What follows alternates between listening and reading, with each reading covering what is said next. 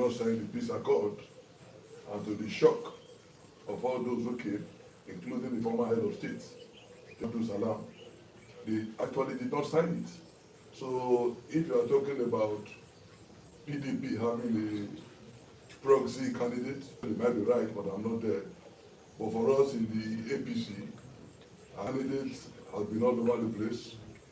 We are working around the clock to ensure that we win this election, and we are quite confident. It will interest to note that all these cries about attempt to rig is coming from only one party. It's not just one party doing this election, it's not even two. We have 17 political parties, and a lot of the candidates are eminent those citizens. So when one particular party begins to be the one to cry out, you will know that it's wrong somewhere, especially when you also look at the antecedents. We did local government elections not long ago, and we knew what we saw. I wish somebody in PDP would be able to say, please, same standard that was used in local government election, let that same standard be used in the governorship election. You saw the election we conducted, it was very good, so please do the same thing. I challenge Governor Osagie, I challenge any of their spokesmen, I challenge their candidate to make that statement that look, we have shown that we are advocates of free and fair elections. You recall what we did, so please replicate the same thing. But they cannot say so. On the other hand, INEC has conducted election in this chamber, and PDP were in opposition, and they won the election. They did not carry INEC to court. So election is not free and fair only when you win. Anybody who's contesting election must realize the possibility that he might not lose, that he might lose, especially when you have not done well. The reality is that there's no way you can divorce this election from the performance of the outgoing governor. He has been there for 8 years. So whether you believe it or not, a lot of the issues affect his performance. If he has done very well, then fine. His party can smile and say they will likely be re-elected into government. But if he has not done well, no matter who you bring, it's going to be very difficult. And everywhere we have gone, people have complained. People are disenchanted. People are unhappy. It's not enough to say federal, federal, federal. We elected people in Edo to fix our states. And the excuse is about, no, this road is not state road, it's federal road. It's lame. When you go around the whole place, so the whole place is federal road. So it's something that the people are very disenchanted with, and we are very confident, and we look forward to a fair election. We believe sincerely that on Saturday we will win the election massively. You can imagine the statement being made that election should not just be free and fair; it must be seen by all. That's ridiculous. Election is either free and fair or it's not free and fair. To say that it's a personal choice where everybody must say, oh, okay, we now see it was fair and will be ridiculous. That's taking democracy to a ridiculous level. Election is free and fair or it's not free and fair. All we want is free and fair. It's not necessarily what individuals with biased considerations think, especially those who have lost. Once the election is free and fair, we should go. So we thank all the agents for what they have done, and I'm happy that those who were crying wolf have now seen the will of those who are conducting this whole process. You cannot commit criminal offences and think because perhaps you are a party member or you were sponsored by those in government, you are untouchable. The law is the law. Even on election day, people can be arrested. You can't kill somebody on election day and say, oh, let's leave him alone because he's in party A or party B. And people that were crying wolf now realize that there is a process. You applied for bail, you got the bail, and the people are out. So what was all this indictment to the extent that even the general police been indicted? Ridiculous. But it's okay, there's no problem about it. We know that some people will always try to lay foundation for losing and going to court. We will wait for today, and by the grace of God, we'll see the winner.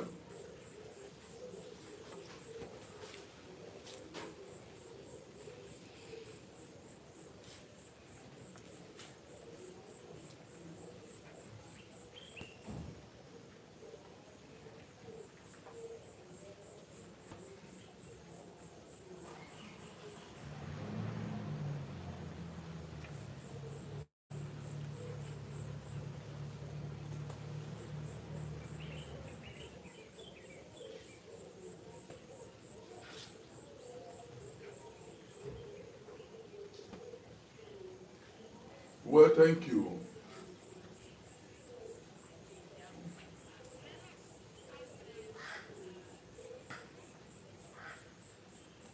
Well, I think that we have used the campaign period very well. There's no local government or ward that we have not visited or spoken to the people in such places. And I can tell you that in many of places, the reception was overwhelming. Our people have suffered in the past 8 years. In my local government, for example, the reclaim grievance there is the land that was taken from our people who are farmers and given to people that we don't even know and who do not even have any history of farming. So that is a sore point, and the only belief that ancestral lands can be recovered is if they support us. And if you go around every part of the state, you are going to find that recurring disenchantment with government. So we've had a very good campaign, and we've also met different stakeholders. We have met those in the business community, we have met professionals, we have met the different ethnic groups that are residents in our, we have meetings with Arewa, Igbo leaders, Yoruba people, so farmers. So we have spoken to a wide spectrum of people, and we have been able to demonstrate that our candidate has capacity. Just like they try to do with the president, using artificial intelligence to manipulate, what came out on TV and the internet. They've tried as much as possible to denies our candidate, but I can tell you that that's very hopefully. Our candidate has been able to campaign all over the state. Our candidate has demonstrated capacity. He's a very humble person, very simple person. But people can see the sincerity. They can see the goodwill. Like the other ones who are very tall in talking about what they will do, he has shown clearly what he has done. Even before he became a senator, look at what I have done. And among all of them, he's the only one that can say, I have been elected before. The rest of them are just trying to enter into the process. He already has history of acceptance by his people. His senatorial district that more or less were considered governorship to unanimously elected him to the Senate. I say unanimously because after he even won, no attempt was made to challenge outcome. So basically, we're talking about somebody who is very popular with his people. We're talking about somebody who has a track record of performance, and our party is solidly behind him. In the past, we had divisions here and there, but I can tell you that this time we are fully united. There were kinds of coalition before, this person will not talk. But in fact, there was even a ridiculous release, and he brought up, Pastor Ize-Iyamu has led the campaign. That's ridiculous. I'm fully, and I urge all the people to vote for Senator Monday Okpebholo, because I believe that he's the best person we have at this time. Somebody that will respect the people, respect the national institution, somebody that truly wants to develop our state. We don't want people who want to live our state. We don't want people who, when they had the opportunity, every little job they did for our state, they get billions. These guys have defrauded our state, and we're not going to leave our state in their hands. So I believe that we've done well, and I'm very sure that the people know the issues, and they will support our needs.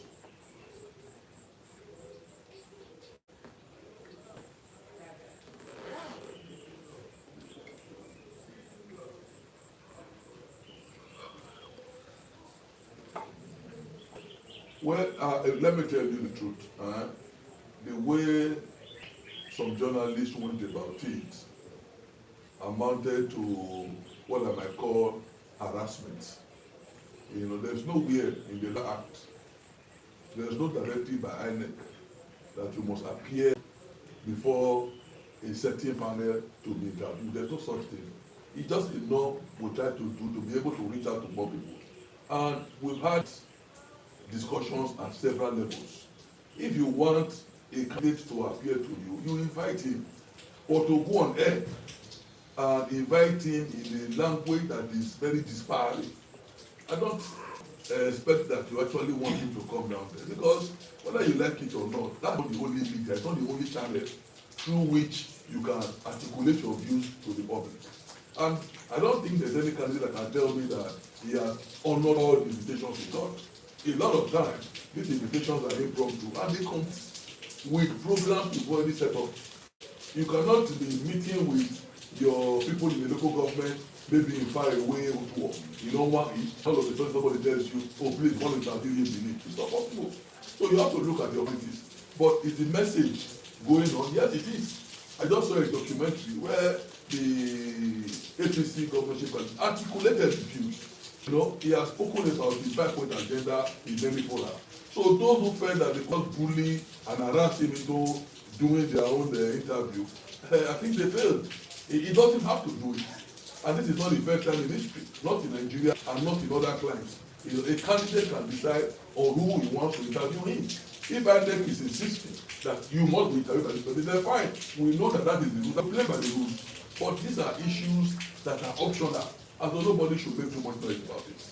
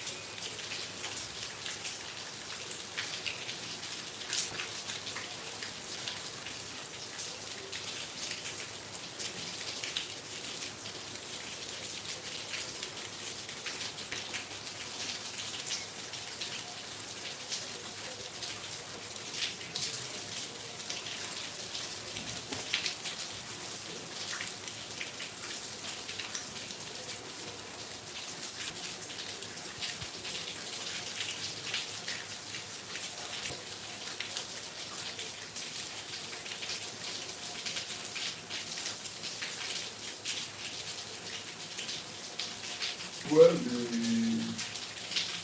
Labour candidate has run a campaign, and we appreciate how well they have done. Not like the other political parties. It's not actually just 3 parties. I think there are 17 political parties. And strictly speaking, I wish all of them well because I've lived in the show all my life. Even though I've campaigned vigorously for APC and I want the APC to win, at the end of the day, what is most important is that we have a fair process and we have a doctor that will be able to better than we have seen, especially in the past 8 years. I also want to say that we should stop this campaign that borders on just trying to maintain character. You asked my good friend just now about the candidate, and rather than talk about the candidate, he went on a long voice about the APC candidate. Going out loud, talk about your candidate. You are talking about the TV. But what has he done? For some people, when we talk about language, we're just saying that language is a valid means of identification. When a man speaks Benin, it means that he's either a Benin person or has lived among the Benin for years. A man who wants to be governor of Edo, can we see evidence of identification with our people? Okay, you can't speak language. No problem about that. What have you done in the past? With your very tall view, what did you do for our people? I understand that you were chairman of the bank. What were you able to do, with that position to help our people? I understand you were chairman of Nigeria. What were you able to do? And the answer is a big no. There's nothing to show. But the man you disparage has long list of projects he has done even before he became a senator. So the leader have asked people, I said, okay, let us look at what they are talking about. Let us choose. Is he a talker that we want or a doer? And everywhere when he said he's not a talker that we want a doer. The man you are talking about is people that elected him as a doctor. Olu Martins is Nigerian brother, a great guy, very articulate, an activist. He at least cannot say he cannot speak Esa at all. He might not speak it fluently. And he's a whole boy. He has always been here. Forget about his Lagos upbringing. He's always been here. And that is why they want him to be a mouthpiece. Because they desperately need local content. Because when they look at themselves, there's no relationship with the state you want to govern. So one day was elected as member, I was a senator from that editorial district. Is he a fluke?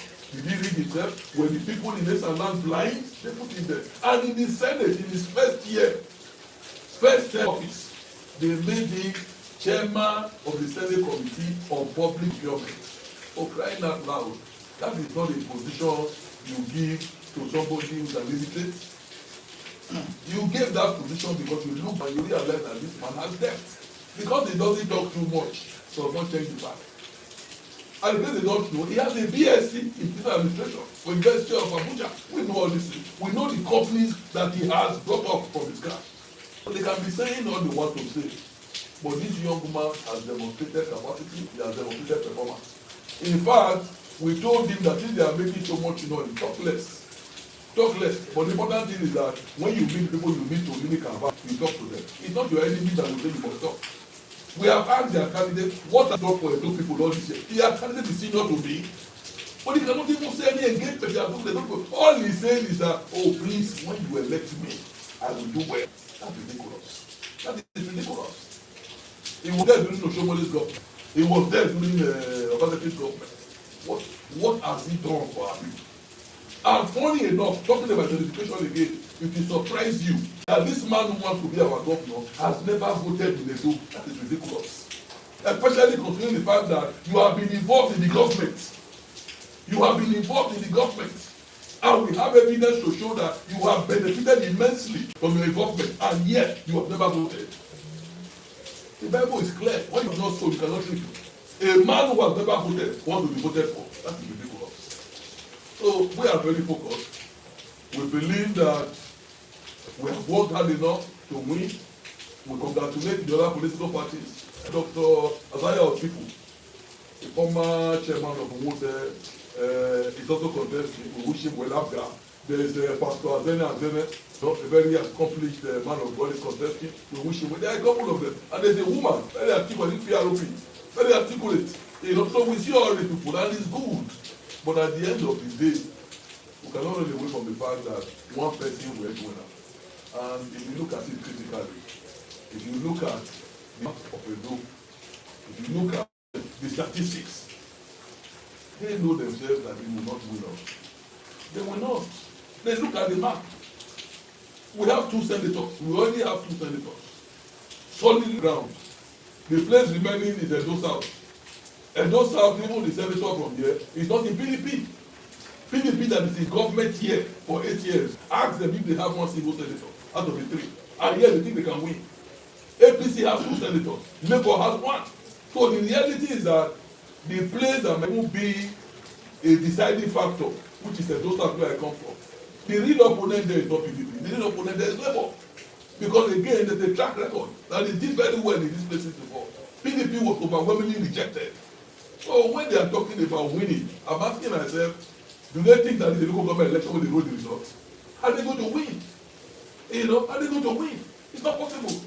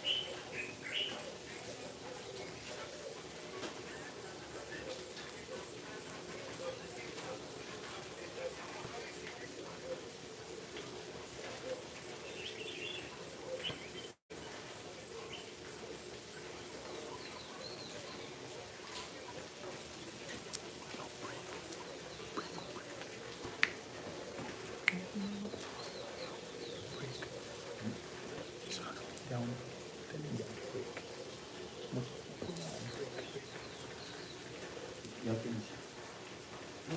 You are not hearing me. Okay. Okay. I think they are finished. They will not be much. They not. It's not hearing me. Just hold on. Let me confirm.